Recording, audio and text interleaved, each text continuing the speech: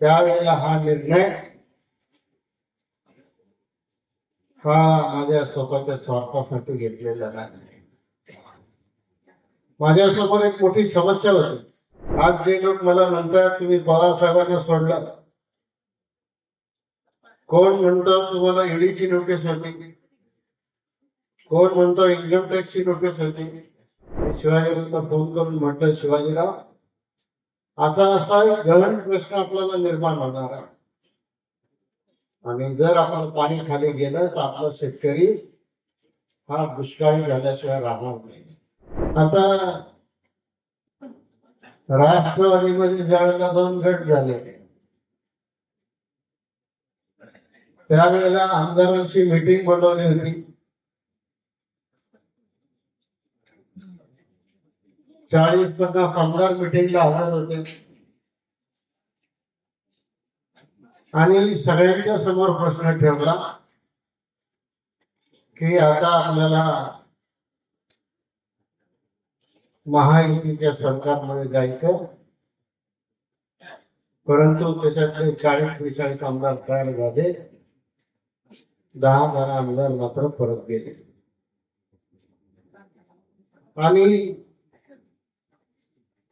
माझ्यासमोर काही प्रश्न होते. आज जे लोक म्हणतात ना की मी ज्यावेळेला पवार साहेबांपासून दूर झालो आणि हा निर्णय ज्यावेळेला घेतला त्यावेळेला हा निर्णय हा माझ्या स्वतःच्या स्वार्थासाठी घेतलेला नाही. माझ्यासमोर एक मोठी समस्या होती की हे आपलं आंबेगाव तालुक्यातलं डिंब्याचं धरण, हे धरण दरवर्षी पाऊस पडला की भरून जातात. 13 टीएमसी पाणी धरणामध्ये साठतं आणि 4 टीएमसी पाणी नदीतून खाली वाहून जातात. अर्थात खाली गेला की ते आपल्या बंधाऱ्यामध्ये जातात. पण नगरपालिकेतल्या काही पुढाऱ्यांनी हा निर्णय घेतला की हे जे वाहून जाणारं पाणी आहे, हे वाहून जाणारं पाणी इकडे येऊ देण्याच्या ऐवजी तिकडे डोंगराला बोगदा पाडून माणिकगावच्या धरणामध्ये न्यायचं आणि माणिकगावच्या धरणामधून मग तिकडे कुठं नगर जिल्ह्याला वगैरे न्यायचं. आता ही भूमिका त्यांनी घेतल्यानंतर आज जे लोक मला गद्दार गद्दार म्हणतात, आज जे लोक मला म्हणतात तुम्ही पवार साहेबांना सोडलं,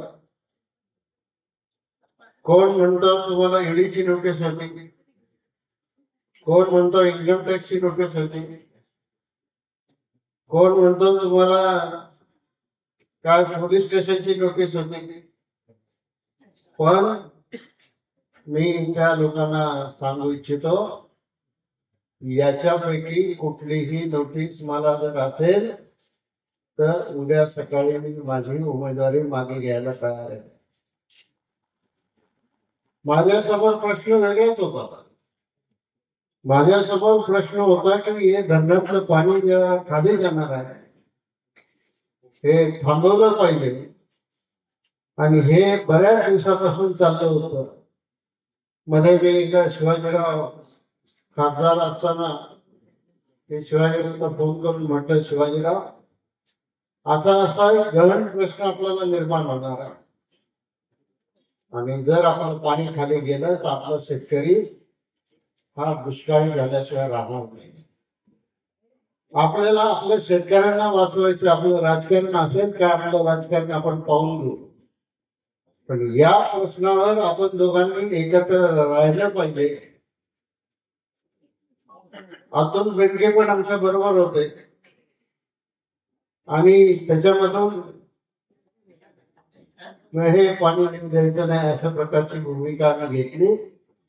आणि आज जे लोक हे म्हणत होते की दिलीप वळसे पाटील खोटं बोलतात पाण्याच्या नावाखाली, कारवाईच्या भीतीने तिकडे गेले, त्यांना आज मी सांगू इच्छितो कालचं रोहित पवारांचं स्टेटमेंट वाचा.